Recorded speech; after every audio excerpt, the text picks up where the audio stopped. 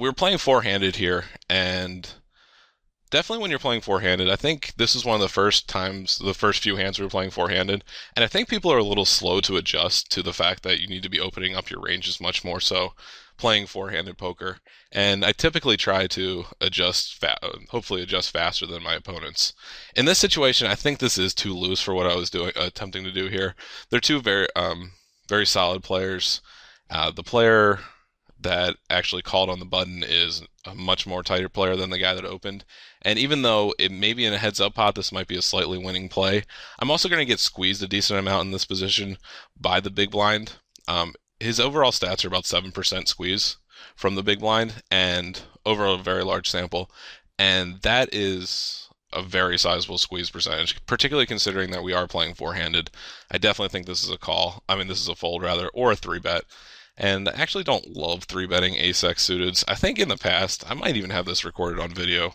I might have advocated three betting ace deuce or ace lower in the past. But quite honestly, I just don't think it plays very well post flop. And I think you can extract a lot more value with hands such as 6-8 suited, 6-7 suited, hands like that, where you're not going to be conflicting with their calling range as much as you are with these sort of hands.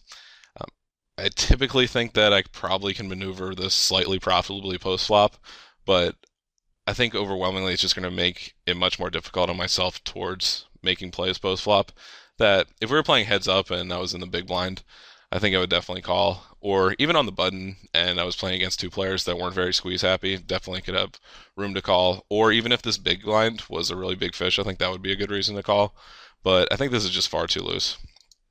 As played, the button calls and I call as well, and we actually see the flop four-handed.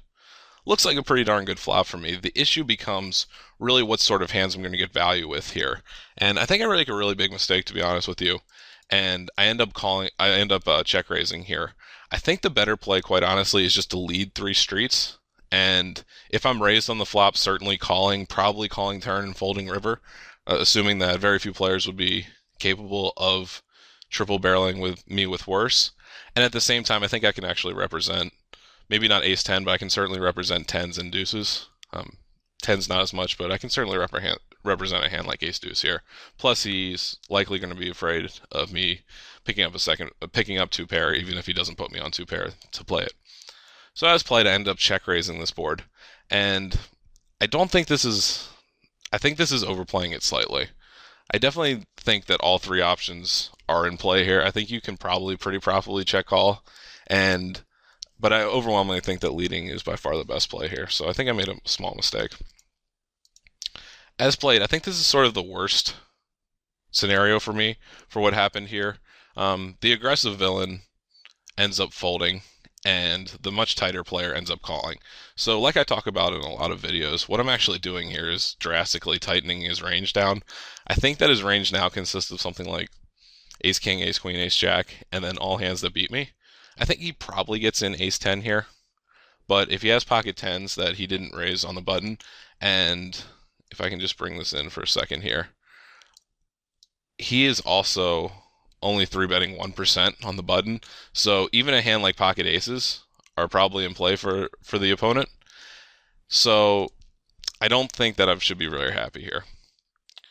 Now, this is just going to be a complete indictment on just how horribly I played this hand. On the turn, definitely pick up a draw, which is always good. So I definitely have outs against everything. And I opt to check raise all in.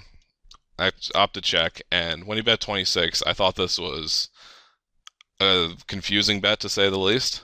And I really didn't know what to do with it, and I had opted to go all in. It's really critical that I hope you guys can learn from my mistakes. A lot of times in poker, and I think we all do this to some extent, but I used to do this constantly. When faced with a really difficult decision, I just sort of took the easy way out. The easy way out here is just certainly shoving and saying, okay, well, if he has pocket tens, then I still have 7 outs turning a flush draw, and I might have more outs than that if he has a hand like ace 10, and there's also certainly a possibility that I have the best hand as well.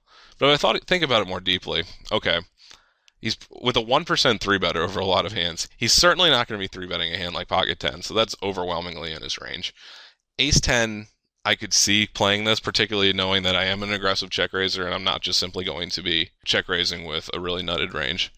And on top of that, I'm just completely letting him play perfectly against me. If he does have a hand like Ace King, I think I'm now allowing a nitty player to fold against me, which is just an absolute disaster.